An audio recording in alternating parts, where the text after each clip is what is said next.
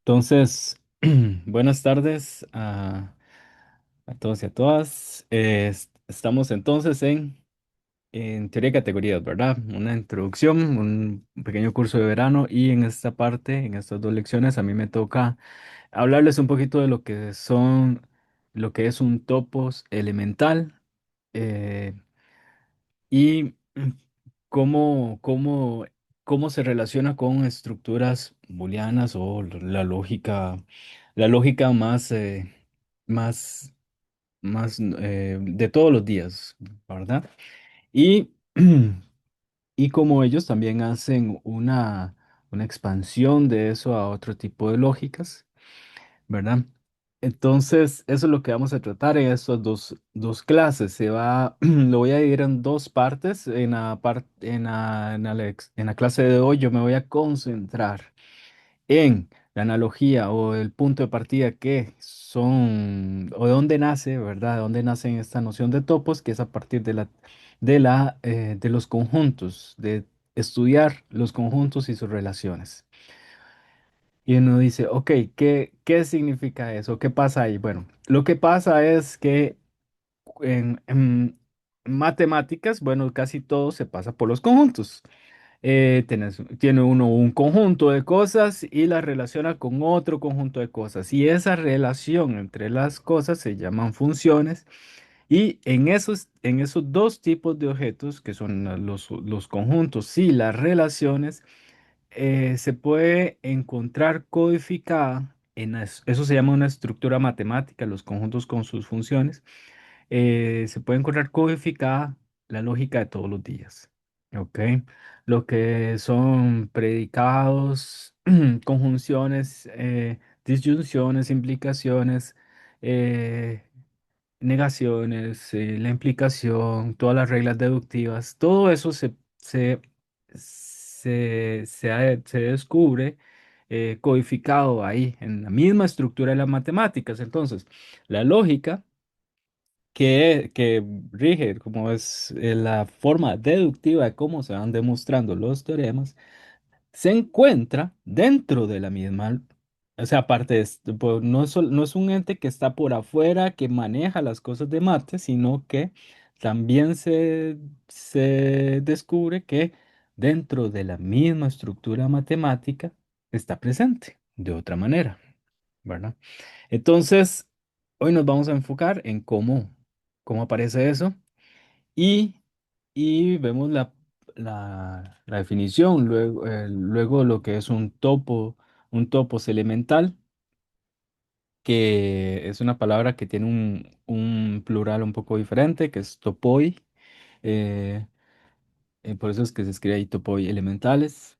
Luego vemos qué es eso, ¿verdad? Ya el esquema general y cómo eso cambia o cómo más bien expande la lógica normal o la lógica de todos los días y de qué manera la expande. Y bueno, supongo que ya lo han estudiado y y esta no, esa lógica es que abre la opción, o bueno, pero se le llama lógica intuicionista. La lógica dentro de un topos es intuicionista y va a generalizar la lógica usual.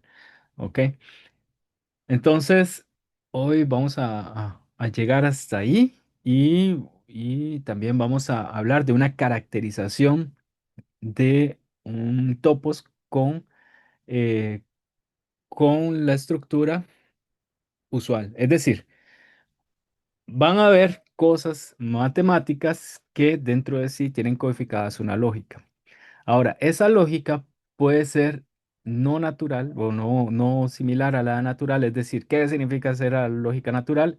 Es que, ok, gracias Lorenzo por la adición ahí, sí, topos ah, a veces se dice también así. Eh, en la lógica natural, bueno, uno dice, bueno, si sucede, entonces si algo es falso o si algo es verdadero, entonces no puede ser falso. O uno nada más tiene dos estados de verdad, ¿ok? Entonces, o visto de manera de pruebas, si existe una demostración, para todo podemos verlo así, para un teorema matemático existe una forma de demostrarlo o existe una forma de encontrar una contradicción a partir de él. ¿Ok? Entonces, esas dos cosas, sin embargo, en un topo más general, en una lógica más general, se admiten otras, otros estados, es decir, no necesariamente todo es cierto y todo es falso. Pueden, no necesariamente el hecho que no exista una prueba para un enunciado significa que ese enunciado va a llegar a una contradicción. Entonces, el incluir ese detalle expande la lógica usual y se ven estos nuevos objetos. Pero esos nuevos objetos o esas lógicas más generales, esos intuicionistas, yo voy a dar un ejemplo de un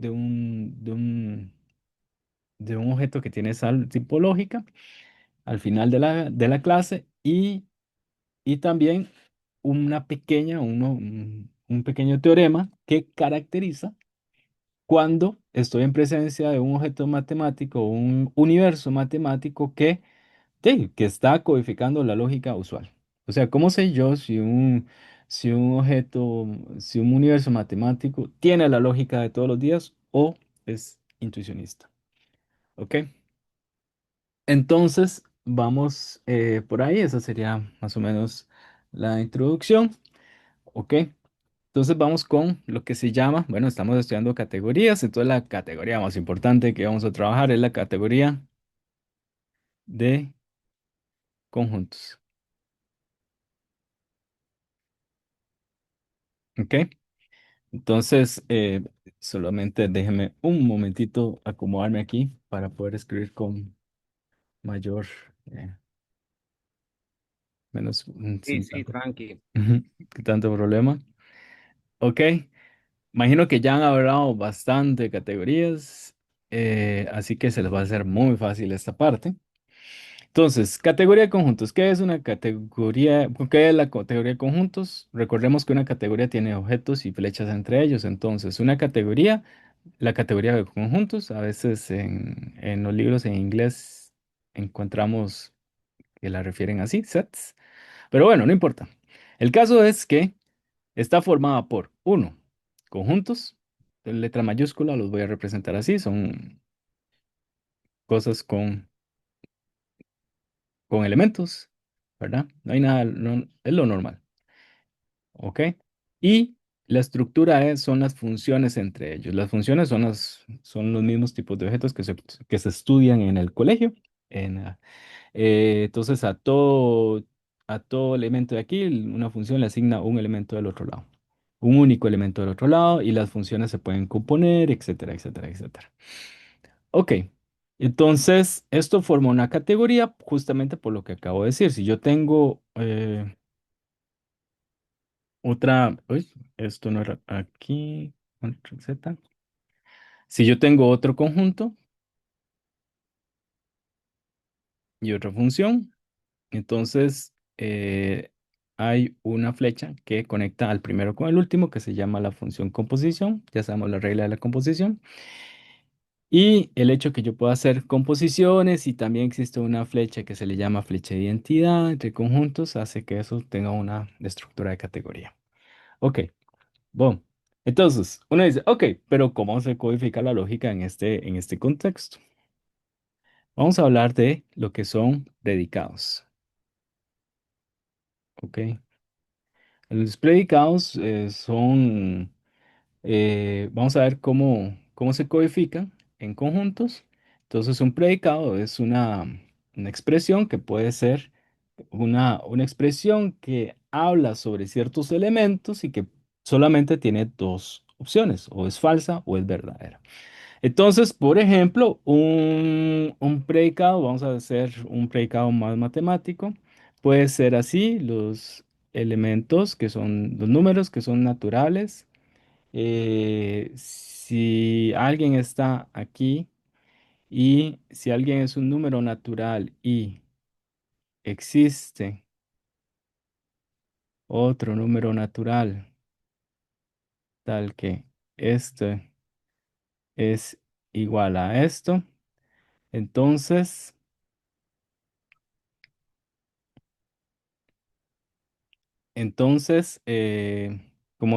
¿cómo decirnos? Podemos decir esto, X no es impar. Podemos decir eso. Eso es una cosa que habla sobre los números naturales. Es una, vamos a ponerle aquí, P de X. Y puede ser, dependiendo de quién sea el X que yo elijo, puede ser falso o verdadero. Por ejemplo, si fuera obviamente 4, entonces esto es verdadero, ¿verdad?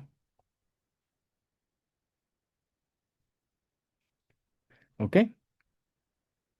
Si fuera 3 es falso. ¿Ok? Vamos a ver. Ajá. Ok. Entonces, eso sería un predicado. Ahora, ¿cómo codificamos un predicado? Los predicados se van a codificar como subconjuntos de otro conjunto. ¿Ok? Entonces, esa es la correspondencia. Obtenemos un predicado, entonces lo podemos ver como un subconjunto de alguien, como subconjuntos. ¿Ok? También hay una correspondencia con, vamos a ver, subconjuntos, digamos que de un elemento, de un conjunto X. Vamos a ponerle X. Y eso está en correspondencia con un objeto matemático que son las funciones que salen de el conjunto y van al conjunto que solamente tiene el cero y el uno. Entonces, perdón, aquí hay que borrar esa A que puse y es una X. Ahí está. Entonces, aquí hay varias cosas. Todo su conjunto de un conjunto se puede codificar como una función que sale del conjunto grande y que, ¿cómo es que se codifica? Es la función que a cada elemento del conjunto le asigna cero si él no está en el subconjunto y le asigna uno si pertenece a ese conjunto. Súper fácil, ¿ok? Entonces los predicados se codifican de esa manera en la, en la categoría de conjuntos. Pero vamos con la cuestión la siguiente detalle con la lógica, que son los conectores, ¿ok? Vamos a ver cómo se comportan los conectores lógicos. Sí, Mario, digamos, los predicados se asocian a funciones características, entonces toda función característica realmente lo que está haciendo es codificando un predicado. Este tipo de funciones le llaman funciones características, a las que van a ser hoy uno. Y la imagen inversa, bueno, los elementos que van a uno eh, son los elementos en los cuales el predicado es verdadero. Ahora, ¿cómo codificamos los conectores lógicos? Acá, vamos a ir pensando cómo se piensa en un topos. Y aquí hay una pequeña cambio con respecto a tal vez lo que eh, si han un poquito estudiado, si ya han estudiado lógica, entonces aquí hay un pequeñito cambio con las cosas para poder entender cómo es que se construye, o cómo es que aparece la noción de topos. Entonces, conectores lógicos. Bueno, ya sabemos que un predicado podemos asociarlo a un subconjunto, ¿ok? Este subconjunto, voy a ponerlo aquí, predicado, para entender aquí la correspondencia, predicado, un subconjunto. Este subconjunto lo vamos a entender ¿Cómo? Podemos entenderlo como el conjunto para poder, esto es para facilitar la comprensión de lo que viene ahorita. El conjunto de pruebas,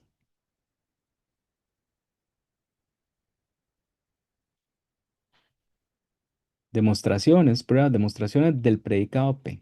Vamos a verlo así. Vamos a cambiar eso como una estructura mental. ¿Ok? Entonces uno dice, ok, súper bien. ¿Ok? Entonces,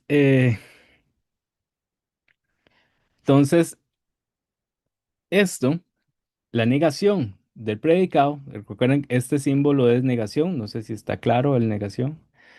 La negación corresponde al conjunto de pruebas, ¿verdad?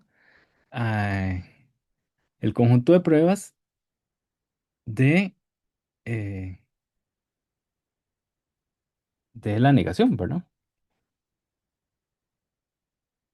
Pruebas, perdón, pruebas de la negación de eso. En este caso sería el complemento. Hasta ahí todo bien.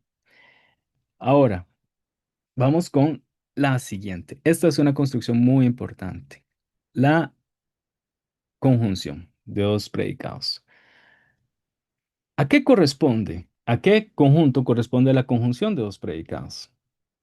Ustedes pueden inducir qué significa, cómo se puede codificar eso. Disculpe Jesús, solamente una un pequeño apunte. Yo imagino que sea claro a todos, que sea el complemento, pero para aclarar, ¿no? Tenemos un universo y dentro del universo Ah, está todo lo que no es A, es el complemento de A. ajá, No. exacto, Ok. sí. Vamos a ponerlo así, todo lo que no es A, bueno, complemento de A,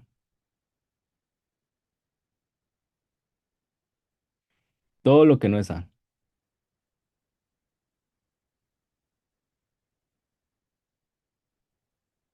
así.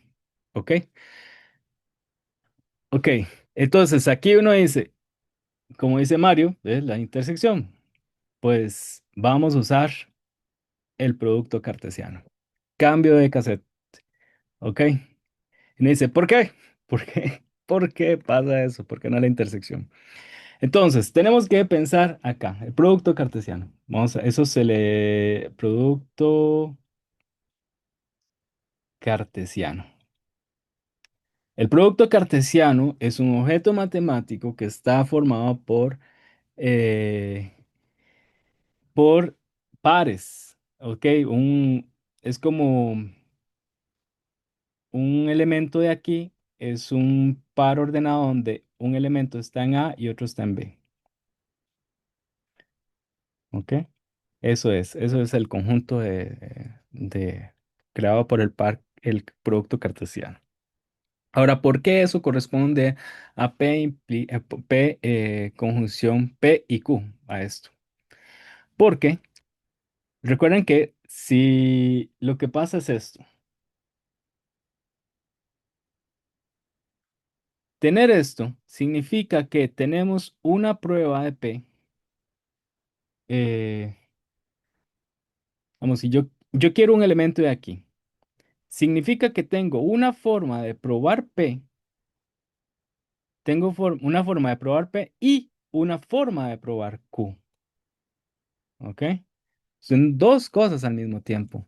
Entonces, la manera de codificar eso es justamente con un producto cartesiano, porque la prueba de P no es necesariamente una prueba de Q, sino que tengo las dos cosas al mismo tiempo. Entonces, por un lado, tengo una prueba que me demuestra P y otra que me demuestra Q.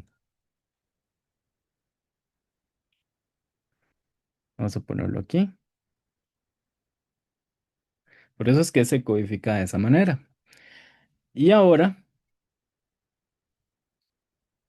ajá, exacto. Entonces, ahora el otro tipo perdón, yo ahí estoy escribiendo B, pero no sé quién es, no estoy diciendo B.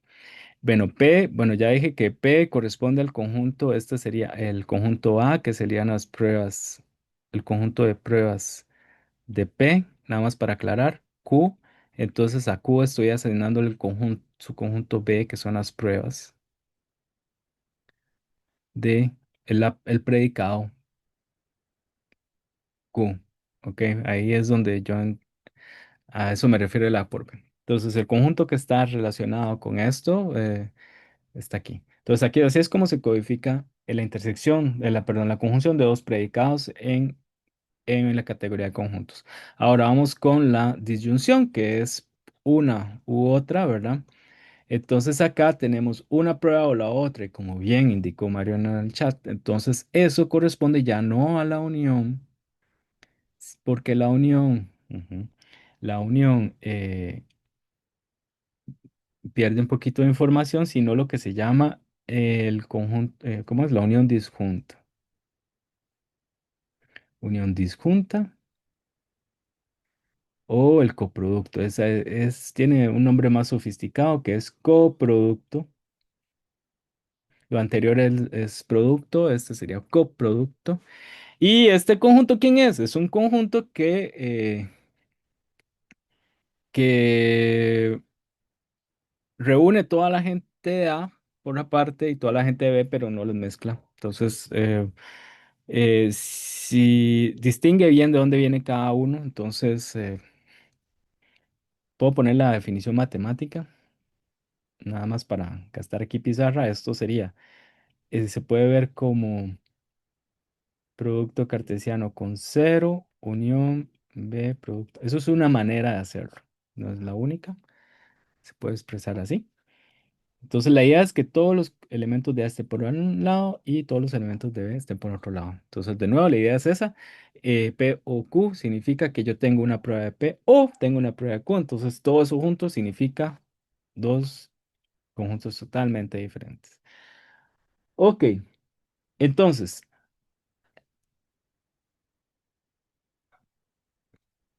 el hecho que tengamos productos cartesianos en conjuntos y coproductos se le llama, o esta unión disjunta, nos permite definir estas dos cosas. La siguiente conectiva que han estudiado, vamos a ver cómo se codifica la implicación. La implicación es un poquito interesante porque ahí se empiezan a enredar las cosas. Bueno, si no se han enredado aún con lo anterior, entonces ahora se enreda un poquito más. Bueno, se vuelve un poquito más abstracto. Pero no deja de ser intuitivo. Entonces, la idea de esto es que... Jesús, Sí. solamente para aclarar a los chicos, en lógica matemática se pone el signo ahí de implicación con dos lineitas porque significa implicación lógica, o sea, Q se sigue lógicamente la P, no es Ajá. simplemente que P implica Q, sino implica Q lógicamente. Ah, Con ok. un bastón solamente significa implica, ¿no? Ok. Sí, Mientras con dos bastones, lógica matemática implica lógicamente o matemáticamente o necesariamente, son así. ujú, exacto, sí. Sí, yo creo que lo estoy poniendo con dos rayitas, ¿verdad? Sí, sí, es justo Ok, así. listo. Entonces, exactamente, como dice Lorenzo, entonces esto es lo que dice que da una prueba de P. Entonces, dada cualquier prueba de P, voy a tener una prueba de Q. ¿Ok? Entonces, qué cosa codifica eso? ¿Qué cosa en matemática, bueno, en la cuestión de conjuntos, vamos a usar para codificar esas cosas? Dada una prueba de P, voy a poder obtener una prueba de Q. Entonces, la conexión con eso es la siguiente. Eh, el objeto adecuado es lo que se llama todas las funciones. Es el conjunto de todas las funciones. Funciones, usualmente usamos una letra F que van del conjunto A de pruebas de P al conjunto B de pruebas de Q.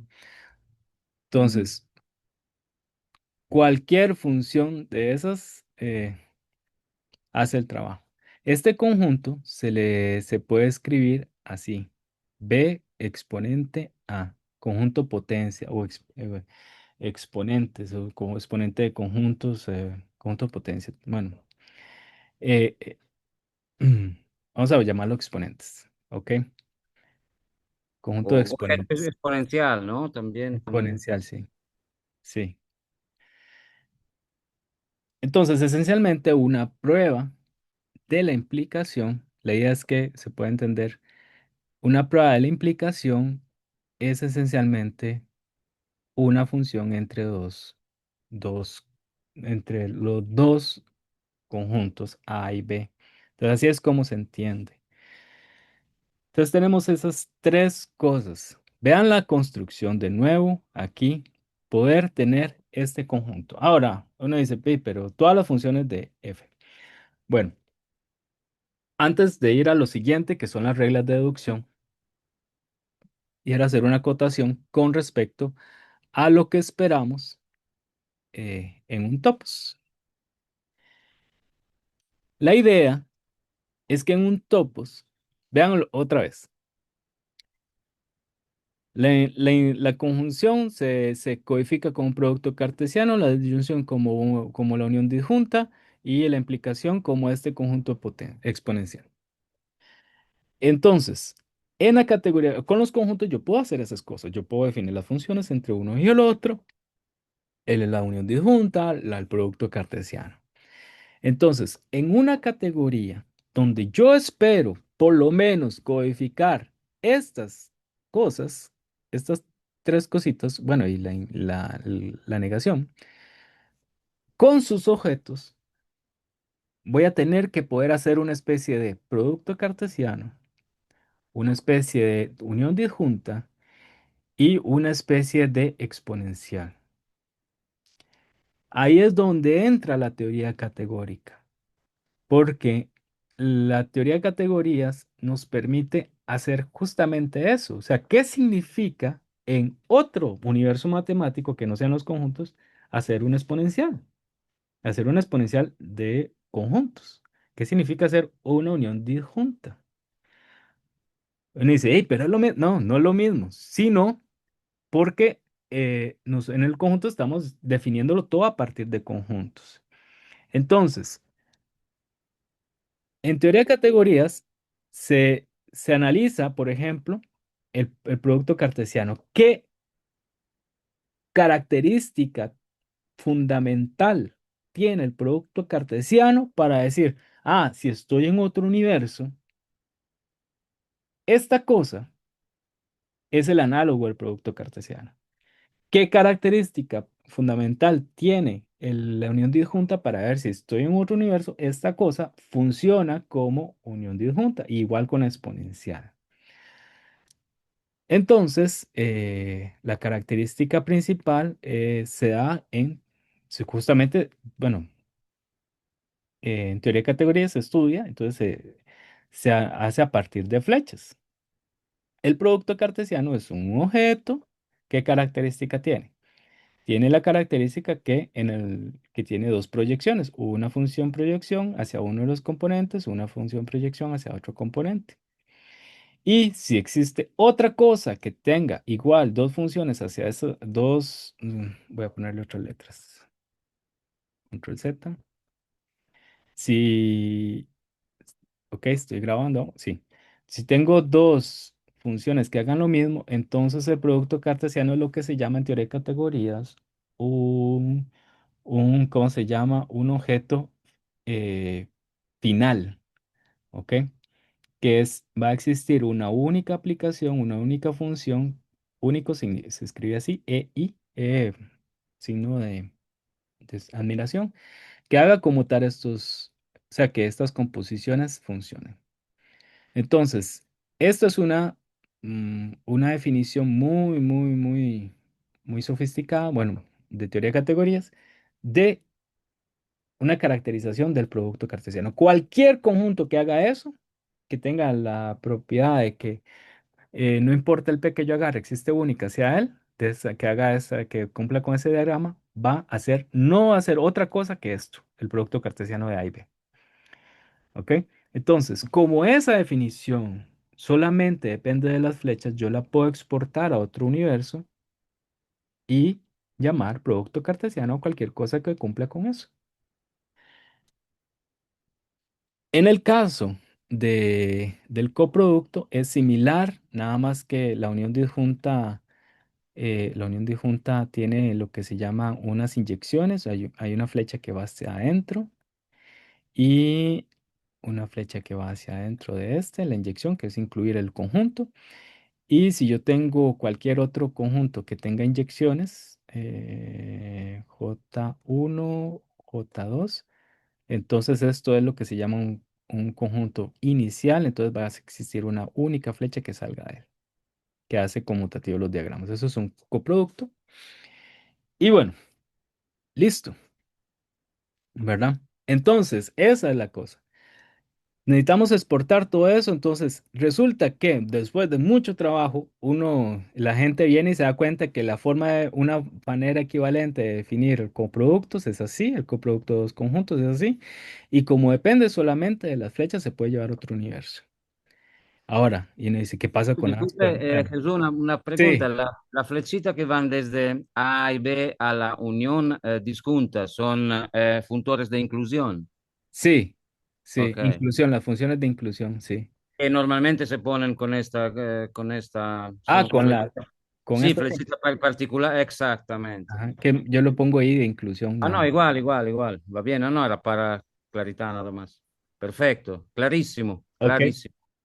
Y entonces, ahora vamos, Ariel, ya casi vamos con las pruebas. Que vamos con eso. Eh, Ahora, ¿por qué necesitamos las reglas de deducción? Y ahorita nada más estoy con los chunchitos estos que pegan las proposiciones. Entonces, en este caso, bueno, perdón. Ahora vamos con ¿verdad? Con las pruebas, justamente, las funciones de A a B. ¿Cómo se caracteriza esta cosa? Entonces, este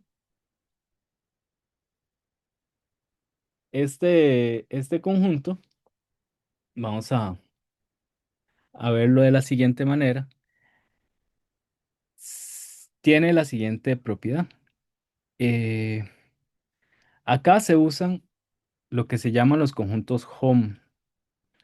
En una categoría yo puedo hablar de todas las flechas que salen de un objeto a otro. Entonces, si yo estoy en los conjuntos, son todas las funciones que van desde el producto cartesiano, de un conjunto ahí random con A hasta B. Y bueno, el caso es que este conjunto es el único que hace que este conjunto de funciones sea el mismo, esencialmente, que, eh, que el de las flechas que salen de C a ese conjuntillo. O sea, ¿cómo vamos a ver, cómo lo repito esto de otra manera? ¿Cómo se caracteriza el conjunto de funciones de un elemento a otro, entre dos conjuntos? Es el único conjunto de tal manera que hace que que el conjunto que van del producto cartesiano de con A hasta B, sea isomorfo sea igual al conjunto de las funciones que salen de C hacia uno en particular, sin importar, vamos a ponerlo aquí, sin importar C. O sea, va a ser, si yo cambio C aquí, va a seguirse cumpliendo la caracterización, es decir, que son iguales, son los mismos conjuntos. Bueno, formalmente se dice isomorfismo, pero para efectos prácticos ahorita es que es el mismo conjunto. Entonces, esencialmente es un conjunto nuevo que yo puedo hacerlo de tal categoría índice. Am, no me suena a mí eso, don Mario. ahí es nada más esa sería la propiedad universal de eso se llama una propiedad universal, es el único que hace eso para cualquier cosa así. Entonces, en una categoría cualquiera, si yo tengo, vean que aquí empieza a salir la importancia de los productos cartesianos. Si es para poder definir esto exponencial, voy a necesitar poder hacer esto.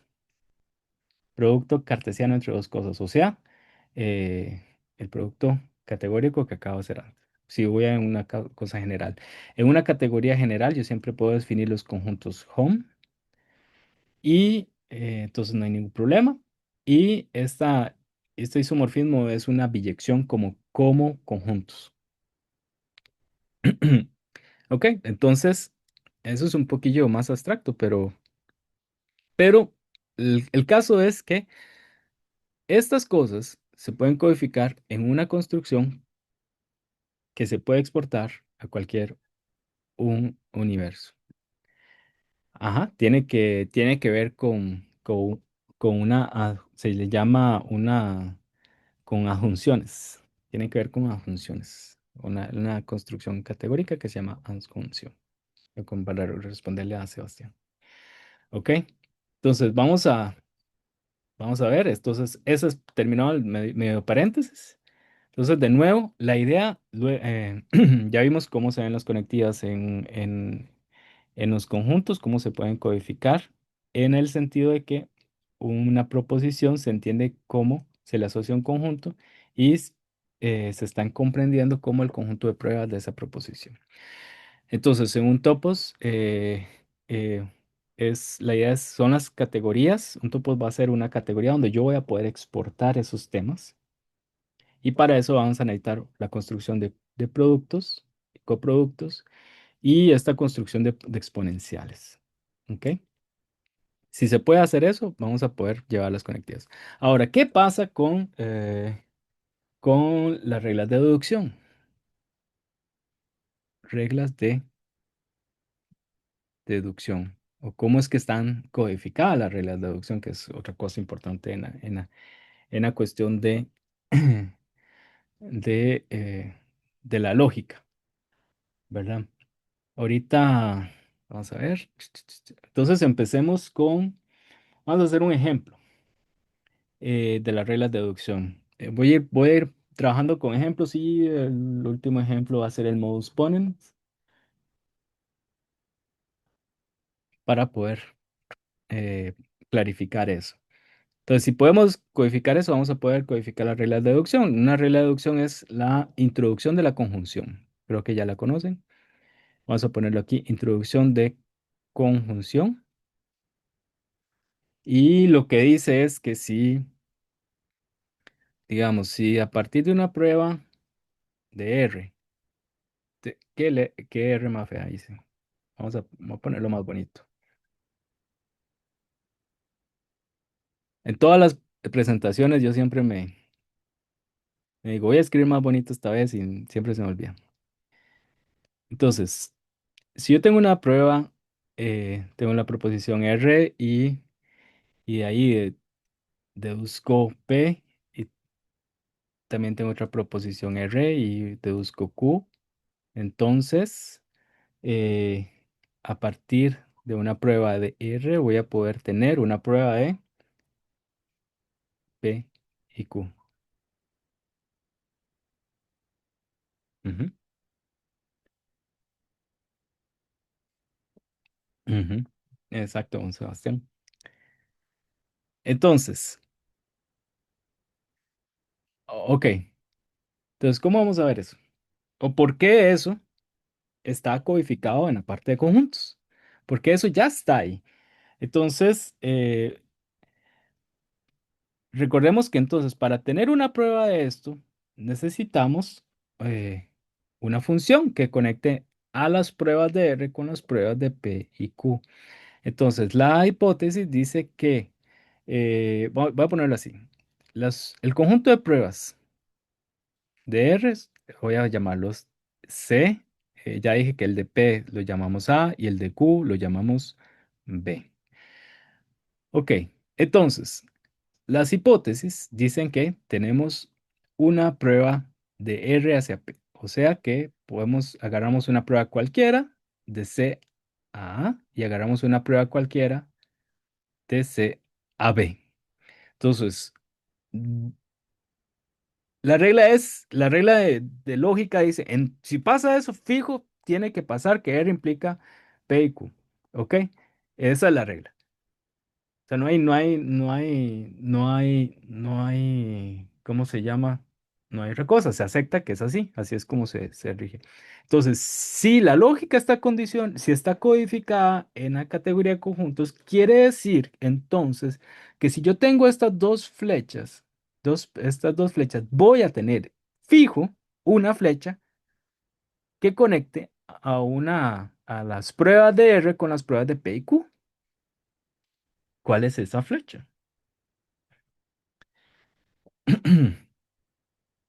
Entonces, esa flecha es la siguiente. Se le llama, si existe, y es la flecha que se escribe así. Y tiene que ir a las pruebas de P y Q. Entonces, va hacia A cruz B. ¿Cuál es esa flecha? Es la flecha que agarra un elemento y lo manda al par ordenado F del S y G de Z. Siempre existe esa flecha en los conjuntos. Entonces, la implicación, la introducción de la conjunción siempre va a estar. Entonces, está codificada a partir de esta estructura. Ahí está. ¿Ok? Y así podemos ir con cada una de las reglas de deducción. Todo está codificado en las funciones. O sea, la existencia de una regla de deducción es o se ve equivalente a la existencia de un conjunto de funciones entre los conjuntos de pruebas. ¿Ok? Entonces, eh, vamos a ver otra. ¿Cuál puede ser? La eliminación de la conjunción. Ah, bueno, también uno dice, ok, pero esa función muy bonita y todo, pero ¿qué pasa con una categoría en general? Cuando la categoría tiene productos, estos igual se cumplen, porque lo que pasa es que aquí vean la flecha. Esta flecha se, se, se escribe, aquí yo lo estoy escribiendo a partir de conjuntos. Yo sé quiénes son los pares ordenados, etcétera, etcétera, etcétera. Pero en una general, no. Din, el producto cartesiano no necesariamente se construye así. Pero vamos a ver. Yo tengo aquí, dice, tengo una flecha que va hacia el producto cartesiano, desde C, dos flechas. Ok, vamos a ponerlo así. C. Ujú. Desde C. Disculpen, lo hice al revés. Ahí está. Eh, Aquí está C y aquí está el producto cartesiano. Entonces tengo una flecha que va hacia A y otra hacia B. Voy a tener que correr esto para acá. F y G. Y aquí tenemos las proyecciones propias del producto cartesiano. En cualquier categoría que tenga productos vamos a tener esas proyecciones. Entonces, la propiedad universal del producto cartesiano categórica, la propiedad universal categórica es que siempre va a existir solito. Si ya tengo esta información, va a existir una única flecha que conecta C con el producto cartesiano y hace conmutativos esos dos triangulitos. Y ya. Entonces, esta siempre va a existir en cualquier categoría, siempre y cuando tenga unos productos cartesianos por la misma naturaleza de cómo se define el producto cartesiano. Ahí se ve un cuadrito general. Eh, son las 4:55. ¿Qué les parece si hacemos 5 minutos de pausa para hacer la segunda parte? A mí para que se organicen ahí con las ideas. Voy a ponerle Óptimo. pausa a la grabación, eso sí. Muy Ah, bien, muy bien. Y bueno, ya no, nada más, ya pasó el recreo, entonces vamos con la segunda parte. Bueno, la continuación, ¿verdad? Porque aquí estoy diciendo cómo es que las reglas de deducción aparecen naturalmente en la categoría de conjuntos luego de haber hecho todas las codificaciones que ya hablamos en la primera parte.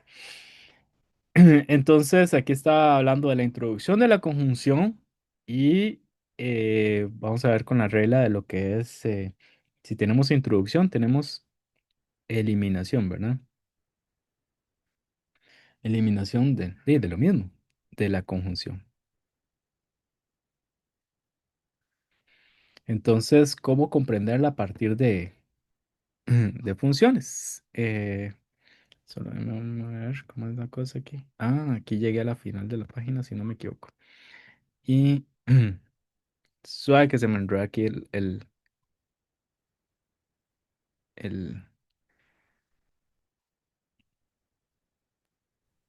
up, ¿Qué programa usas ahí para la pizarra? estoy usando. Ahí voy. No Sí, sí. puedo hablar, no puedo hablar y hacer No, no, claro, y eso claro, al no mismo estamos. tiempo. Ok, entonces, ya vamos, Mario, con ese conjunto. Aún falta exposición. Estoy usando OneNote. OneNote. No, no. One es uno chino. OneNote. Ah, ok, es gratuito esto, ¿verdad? ¿O no? Está gratuito cuando se paga la licencia de Windows. A ver, claro, O algo sí. así, ¿verdad? Sí, ese es el que estoy usando. Ok, creo que voy a tener que cambiar de página y tengo que ver cómo hago. Ya ahorita lo hacemos. Entonces, con respecto a la eliminación de la conjunción es así. Si tenemos una prueba de P y Q y eso implica P, entonces, eh, no, perdón, entonces nada, era así, ¿verdad? Esa es la eliminación. Entonces, ¿cómo podemos ver eso? Entonces, ¿qué significa tener una prueba de P y Q? Una prueba de P y Q es entonces es una función que sale eh, de un conjunto C A A cruz B, ¿verdad? Entonces yo necesito, para tener la prueba de P, necesito una función que llegue a y las que son, las que son, la que fijo es la proyección. Entonces aquí está la prueba. Esta composición de funciones es la prueba de SA que hace que esto sea o tenga su versión categórica. Es esa composición de funciones la que codifica esta eliminación de la conjunción. Ahora vamos a ver si puedo poner otra página. Creo que debería ser aquí, pero aquí. Y,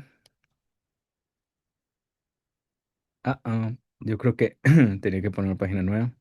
Más bien, Ahí abajo decía Jesús agregar. esto mismo, ahí está. Gracias, gracias. Y vamos a ponerle aquí el mismo título. Bueno, no hice lo que quería hacer. Ahí está. Ahí está. Vamos a ponerle puntos.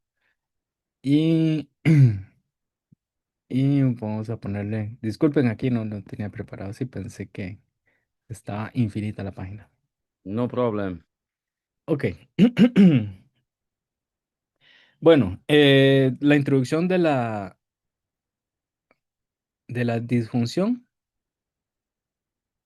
¿Cómo sería la introducción de la disjunción? Entonces sería P implica, ¿cómo esta regla P implica P o Q? ¿Cómo esta regla se refleja en, a través de las flechas? Entonces tenemos una prueba que sale de las pruebas de P y está conectado siempre por la inclusión a la unión disjunta y eso es me va a generar esa función, esa inclusión, una prueba de de P o Q. Entonces, la existencia de esa flecha es la que nos codifica esta regla y así con varias, ¿verdad? No quiero hablar más bien del modus ponens de una vez. Modus ponens, ¿verdad? Así estamos. ¿Y qué es lo que qué es lo que dice esta regla? Que si yo de P puedo obtener una prueba de Q y tengo una prueba de P, entonces tenemos Q, ¿verdad? Y esencialmente eso en la parte de conjuntos eh, está codificado por ahí viene otra vez la función exponencial. ¿Cómo vamos a hacer eso? Entonces necesitamos una prueba de esto. Una prueba de P implica Q es, ya sabemos que es un elemento de la exponencial, una función de A y B, una función de A a B, ¿ok? Y tenemos P, una prueba de P. Entonces tenemos por un lado un elemento un elemento de A, que son las pruebas de P, y un elemento de la exponencial de BA, porque es una prueba vamos a poner pruebas de P implica Q. Y esto recuerden que es el conjunto de pruebas de P. Entonces tenemos una prueba de eso y una prueba de P. Entonces, como tenemos esas cosas, quiere decir que estoy saliendo de este conjunto. Una de una y una del otro. ¿Y cómo llegamos a una prueba de Q, que sería el conjunto B? Yo tengo que llegar a eso. Entonces, esta función que conecta siempre existe en conjuntos, que se llama la función evaluación. ¿Y cómo es que funciona? Yo agarro una función aquí y un elemento de A, y lo único que hace la función es asignarle el elemento f de A. Se hace siempre en conjuntos y está bien definida, no hay ningún problema. Y esta es la que me codifica el modus ponens, la evaluación del exponencial. ¿Ok? Eh, Entonces, sí. Quizás así, solo para hablar, decimos, para ver la cosa claramente, intuitivamente, de manera muy grosera, ¿no? Se podría decir que yo por un lado tengo esto exponencial, B a sería como la manera de llegar a B si tengo A. Por esto una función, ¿no? Y Ujú, además tengo A. Entonces, con A es la manera de llegar a B si tengo A y llego a B, ¿no? ujú. Sí, es muy simple. Sí, Manera exacto. intuitiva, ¿no?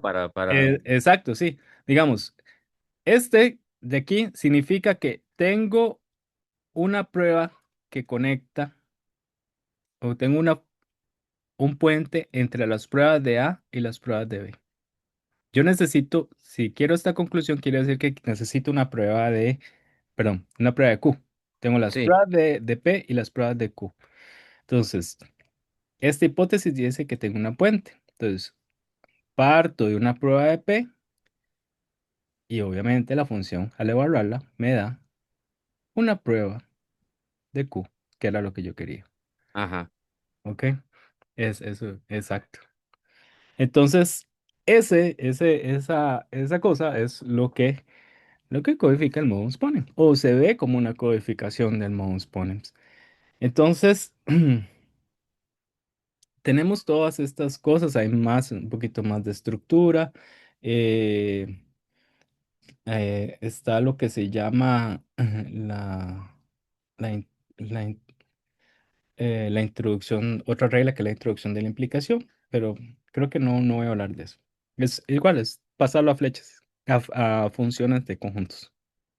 Pueden hacerlo como ejercicio, mejor se los pongo como ejercicio. Ejercicio.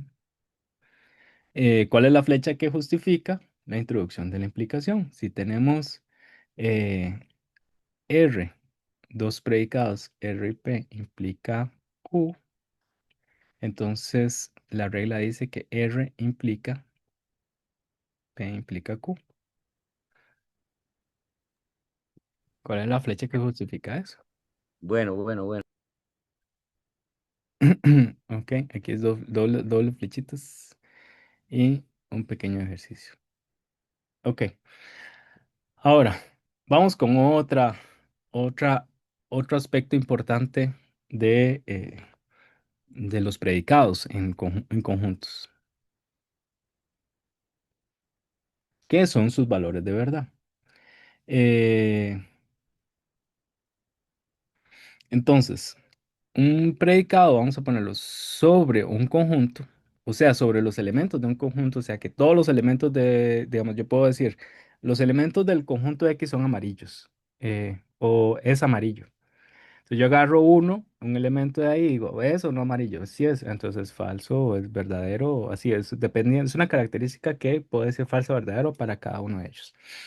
Entonces, hemos visto que eso se codifica una, con una función que va de el conjunto a 0, 1. Este conjunto lo vamos a denotar omega, omega mayúscula, omega. Ahí está.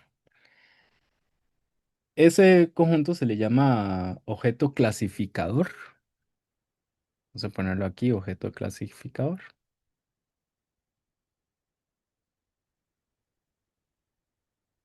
Y es sobre el cual todas estas cuestiones de toda la estructura o el mecanismo de del I, del O, del implica, de la negación, reposa sobre sobre este conjunto de clasificador. Obviamente, esto, bueno, ahí me salió la omega chueca. Voy a ponerlo mejor. Este cero se entiende como falso, ¿verdad? Y este uno como verdadero.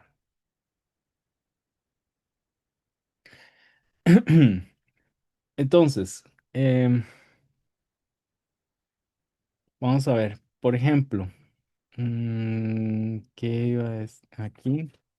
Solo déme un momentito con unas cosas. mm, para ver una cosa. Ok. Entonces, sobre este conjunto tenemos varias aplicaciones.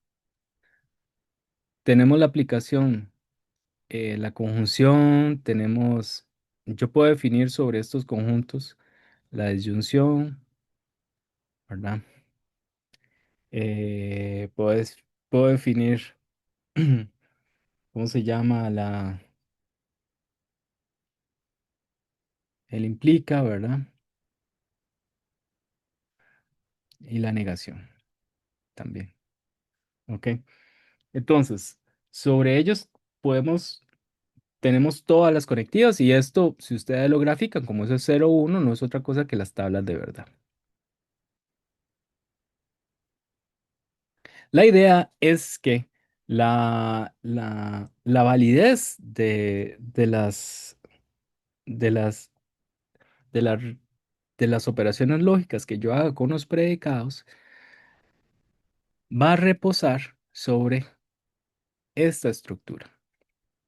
¿Ok? Yo puedo saber, eh, puedo ver o se puede codificar em, la conjunción de dos predicados a partir, o la validez, perdón, la validez de una conjunción a partir de este conjunto. ¿De qué manera? Del el conjunto de 0 y 1. De la siguiente manera. Imagínense que tenemos dos predicados. P y Q predicados sobre X. Para ver si ilustra un poquito el punto que quiero decir. O sea que van a hablar, son cosas que hablan sobre los elementos de X. Cada una de las cosas puede ser verdadera o falsa para cada uno de los objetos de X. Entonces, este predicado el de P se va a representar con una función que va de X a omega y este es el de P y el de Q también, otra función que puede ser diferente. Entonces, ¿quién es o cómo sería la que va a representar la conjunción de los dos predicados? Esta debería ser o es la que corresponde, obviamente, a la flecha característica de P y Q. ¿Ok? Y eh, ¿cómo, cómo se ve? Se ve de la siguiente manera. Entonces, tenemos, vamos a ver si lo podemos hacer aquí. Ujú. Vamos a ver si lo puedo hacer por acá. Ok. Ujú. Entonces, tenemos esto que va a LAN, a omega, ¿verdad? Ujú. Ok.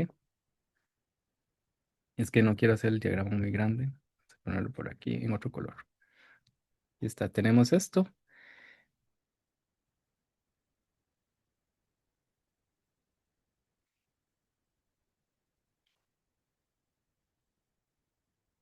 Ahí está.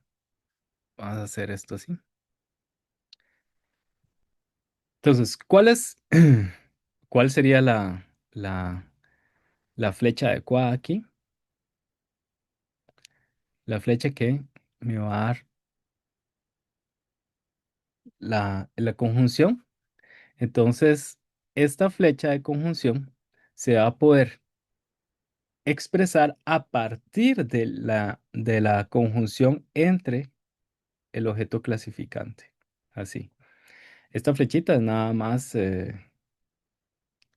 la que ya habíamos visto antes, que es hacer el par ordenado con los dos conjuntos, con las dos funciones, ¿verdad?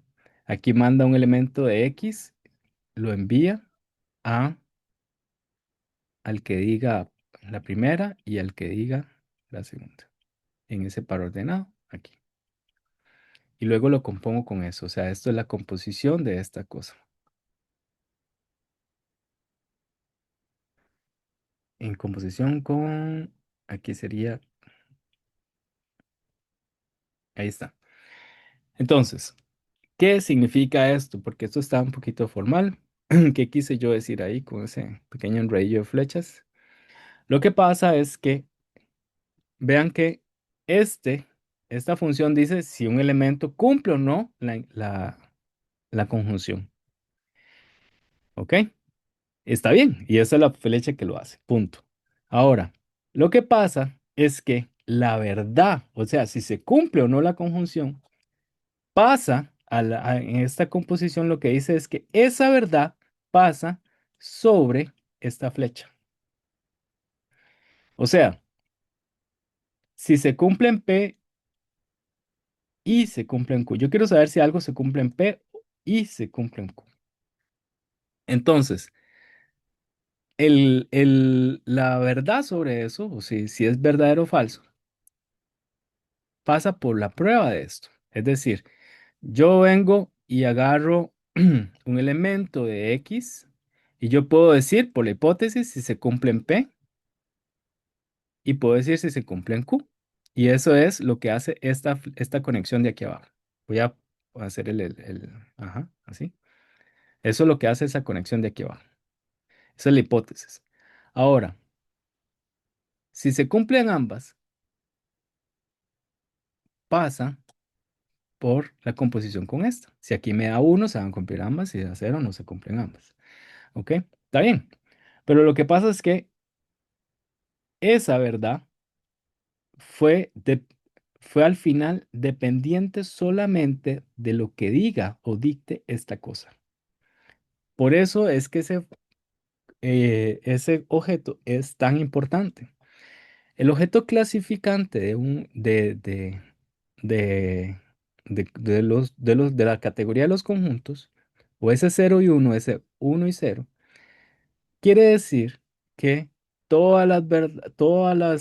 para saber si dos predicados se cumple su unión, se cumple su disyunción, se cumple su implica, se cumple su negación o lo que sea, siempre va a tener que pasar por el test de estas cuatro flechas. Van a pasar por ahí. Y son ellas las que van a definir si es verdadero o falso. O sea, vemos que todo va a depender de eso. Por eso es que ese objeto va a ser tan importante. Entonces, en un topos, en un contexto más general, uno dice, ok, si yo quiero tener una lógica, voy a necesitar las conectivas. Voy a necesitarlas, y si tengo las conectivas con las construcciones ya definidas, voy a tener las reglas de deducción. Y después, la cosa más importante es, yo en la lógica, yo necesito saber si las cosas son ciertas o falsas. Entonces, todo eso pasa por un objeto que tenga las propiedades similares al cero y uno de los conjuntos, el verdadero y el falso de los conjuntos. ¿Ok? Esas propiedades son un poquito más complicadas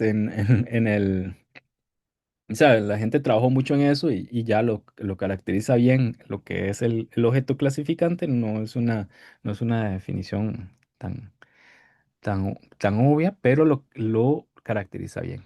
Esencialmente lo que necesitamos es que toda la verdad todas las decisiones de si algo es verdad o no pasen por flechas dentro de él o que conecta a, a construcciones dentro de él. ¿Ok? Esencialmente es eso. Entonces, un topos, un topos es una estructura o un universo matemático. Por universo matemático es algo similar a conjuntos, es decir, hay unos objetos y hay conexiones entre esos objetos que son las flechas o morfismos. De la misma forma en que hay o, funciones entre conjuntos. ¿Ok? Entonces, vamos a necesitar que en ese nuevo universo se puedan hacer, se pueden hacer productos cartesianos, productos de objetos. Vimos que era importante. También necesitamos una versión de exponenciales y también se va a necesitar un conjunto clasificante que haga el papel de verdadero y falso. ¿Ok? Lo que pasa es que cuando se piden esas cosas, el que, el que abre la puerta a nuevas lógicas es el objeto clasificante. Porque en los conjuntos, esta cosa solamente tiene cero y uno.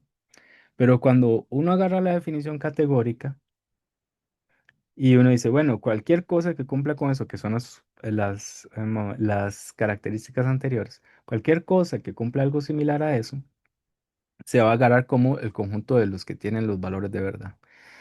Entonces, resulta que yo puedo encontrar universos o categorías, estoy hablando universo como sinónimo de una categoría, eh, donde este objeto clasificante no puede tener más cosas. Va a tener un estado que se le llama falso, un estado que va a tener verdad y puede tener un tercer estado.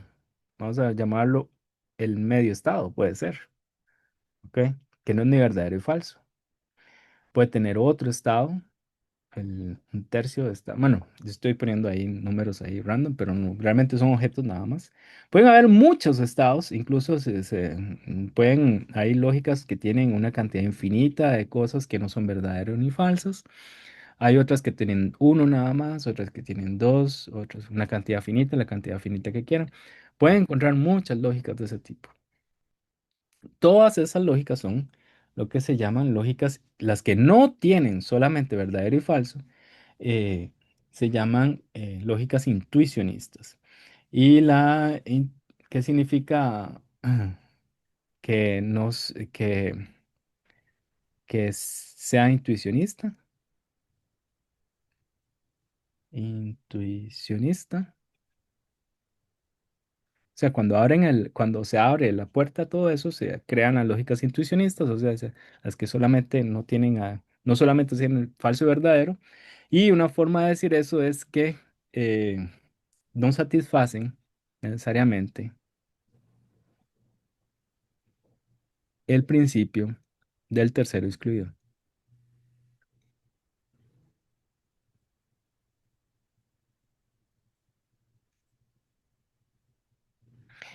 O sea, que no es cierto que para cualquier proposición P y,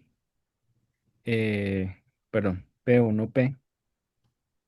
Ya sabemos que P o no P siempre es cierto, pero realmente en, en las intuicionistas esto es lo que flaquea. O sea, no siempre voy a poder, no, no siempre voy a tener eh, que se cumple uno o su negación.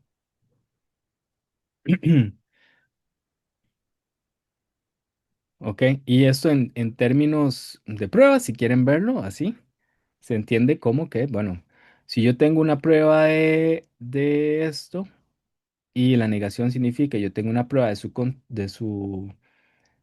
o tengo una prueba de que P lleva a una contradicción, yo en la lógica intuicionista no necesariamente tengo una, si tengo una voy a tener la otra, ¿ok?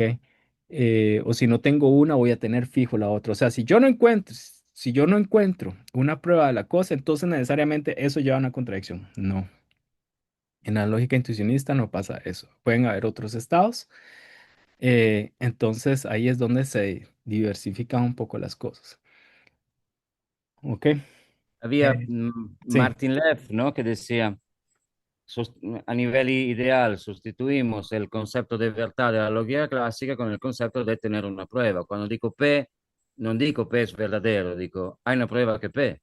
Esto significa que si yo digo no hay una prueba de non P, no significa que la tengo de P. Estoy diciendo que no tengo la prueba de non P, no que tengo la prueba de P. Por esto no es involutiva la negación, o sea, la doble negación no es igual a afirmar. Afirmar. exacto. Exacto, como dijo Lorenzo. Así es. Exacto. Entonces, ahora, un ejemplo de un topos que no sea el conjuntos, donde pase eso. Eh, para ir más o menos cerrando esta,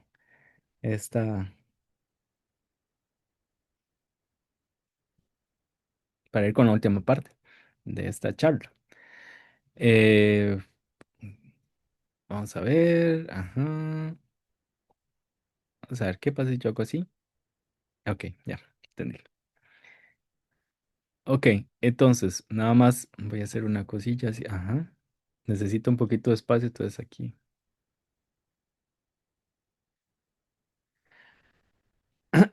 Ok, entonces, un topos. Bueno, un topos es, vamos a ponerlo así, voy a repetir la definición. Un topos es una categoría, un universo matemático que tiene productos, yo puedo hacer algo que se llama producto, productos finitos, y eh, algo que tiene exponenciales, ya vemos qué era, y algo que tiene un objeto eh, clasificador, o que se le dice objeto clasificador de subobjetos.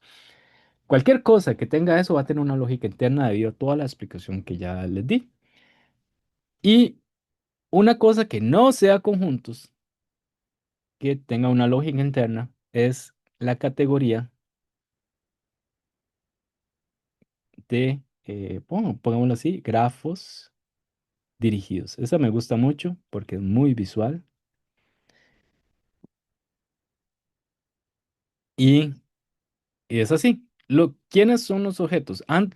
Los objetos de un conjunto son los puntitos o los elementos, pero en el caso de los grafos dirigidos, los objetos son grafos. Entonces, un grafo está compuesto por puntitos, ¿verdad? Vértices y flechas que van de uno a otro vértice. Pueden ser las que sean, como sean, va, y entra un vértice, puede ser el de uno, entra otro. Nada más, eso es un grafo, ¿verdad? Puede ser un triangulito, ¿verdad? Puede ser, puede ser cualquier cosa, ¿ok? Pueden hacer, ¿qué pueden hacer? Un gráfico así, ¿verdad? Como una que entra y sale del mismo puntito, así, entra así, y otro que sale así, cualquier cosa. Eso es un grafo, un grafo dirigido. Ahora, en los conjuntos, para ir haciendo la analogía, yo tengo los subconjuntos, ¿verdad?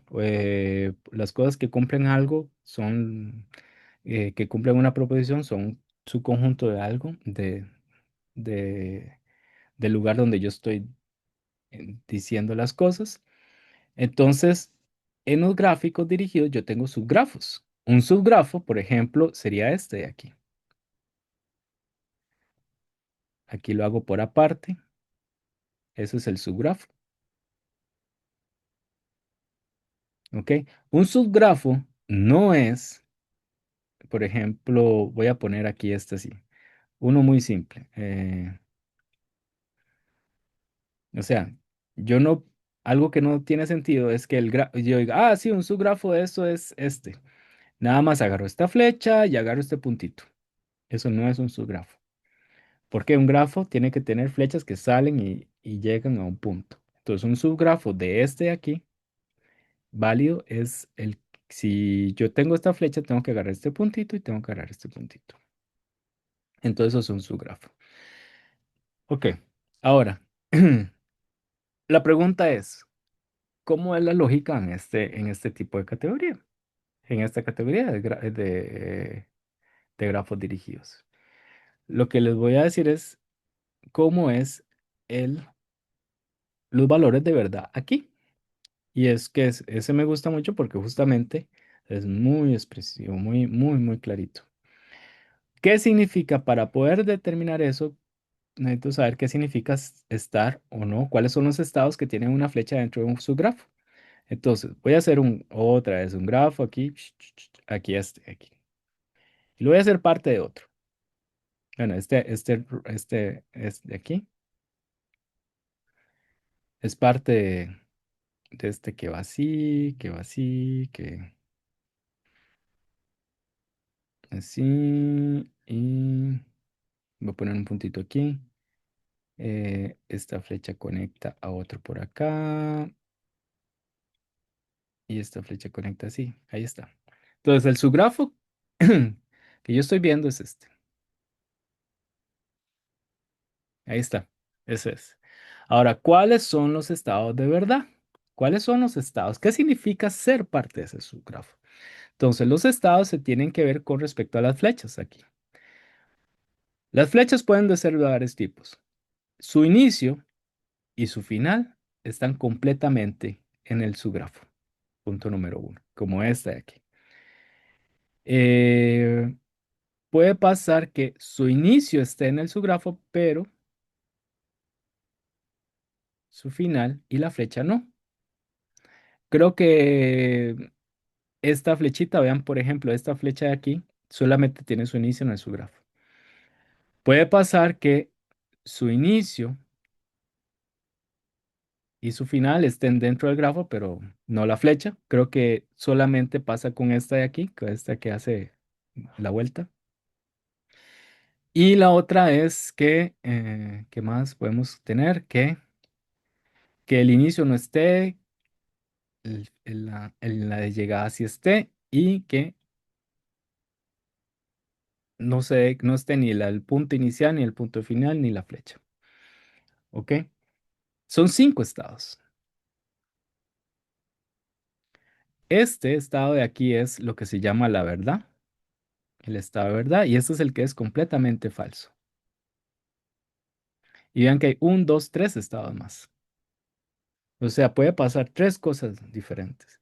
Entonces, una cosa es, vean así con las pruebas, existe una prueba del predicado, se puede demostrar una contradicción, ¿y qué significan las otras 3 cosas?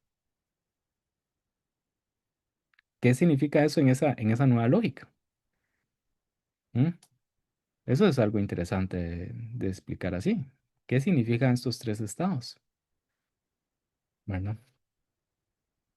En este universo. El grafo que antes en la categoría de conjuntos se representa con este conjunto, en la categoría de grafos este se representa con un grafo que es así, tiene dos elementos, voy a hacerlos así. Entonces son una flecha, aquí podemos hacer una flecha que va aquí y otra aquí, y tiene dos flechitas así. Entonces voy a nada más enumerarlas. Esta se puede representar con esta se puede representar con esta tercera es esta de aquí, esta cuarta es esta de aquí y esta quinta es esta de aquí. Esas son las cinco flechas que representan las verdades, los estados de verdad en este tipo, en este topos de gráficos. Entonces, queda entonces la pregunta que ¿cómo vamos a identificar un topos o un universo matemático que cumpla las mismas características que la lógica clásica, ¿verdad? Que acepta el tercero excluido. ¿Y cuáles no? Como este. ¿Qué es lo que la caracteriza? Como yo creo que ya Lorenzo dijo por qué, o dijo la razón, dijo una caracterización, y de hecho el teorema que caracteriza eso es el siguiente. Vamos a ponerlo así, teorema. El topos donde pase, siempre pase P o no P, se llama booleano. Un topos booleano es aquel donde pasa eso, o sea, lógica clásica. ¿Cómo identificamos exactamente esos? Entonces son aquellos donde eh, todo se va, lo más bonito es que todo se va al objeto clasificante. Entonces, sobre este objeto clasificante nosotros tenemos la flecha negación. Y como hay una flecha de negación, yo puedo componerla con ella misma. Entonces, hay una flecha que se llama doble negación. Entonces, si la flecha doble negación es, perdón, aquí sería, eso pasa, es booleano, si esa flecha es la identidad.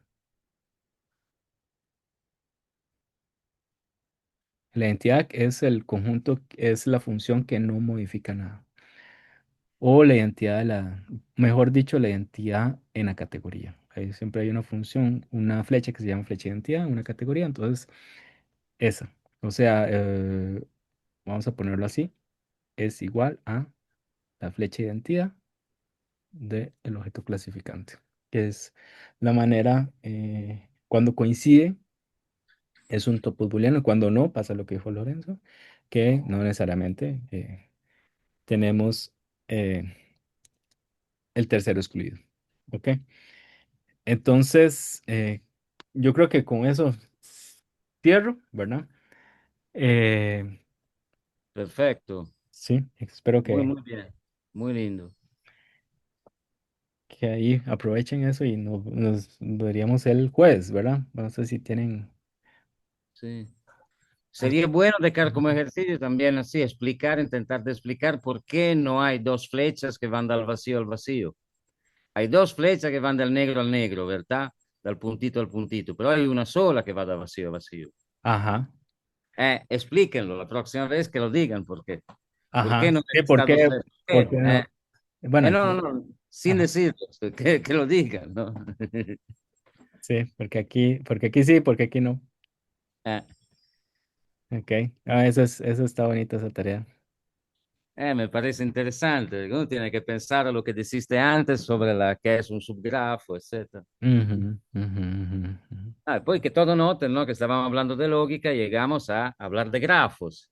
Después se verá, ¿no? Cómo los aspectos de álgebra, de geometría y de lógica a través de teoría de categorías se compactan, o sea, nos movemos da un territorio al otro sin grandes problemas. Al contrario. Sí, es muy bonito, por eso es que ese ejemplo me gusta mucho, porque Ah, no, esta es lindísima, esta es la cosa, es una de las cosas que me gusta más de lo que se puede decir de la lógica cuando la toma desde el punto de vista de las categorías. ujú. Entonces ¿Alguien tiene preguntas ahora? No sé. voy a hacer las Si no, preguntas. igual tenemos tiempo también para hacer Bueno, preguntas. aún estaba haciendo preguntas a lo largo de Sí. la presentación también. Entonces, bueno, quedamos aquí, muchas gracias. Gracias, gracias a usted, Jesús, maravilloso. Sebastián dice, ¿se podría ver la correspondencia de Carrie Howard Lambert el jueves? Sí, vamos a ver, queda chance. Sí, Eh, de yo lo lógica, que, bueno, el jueves pruebas en vamos lógica a... y programaciones, ¿verdad? Este es muy importante también, computer science, Ujú, prueba asistida, ¿verdad? Etcétera.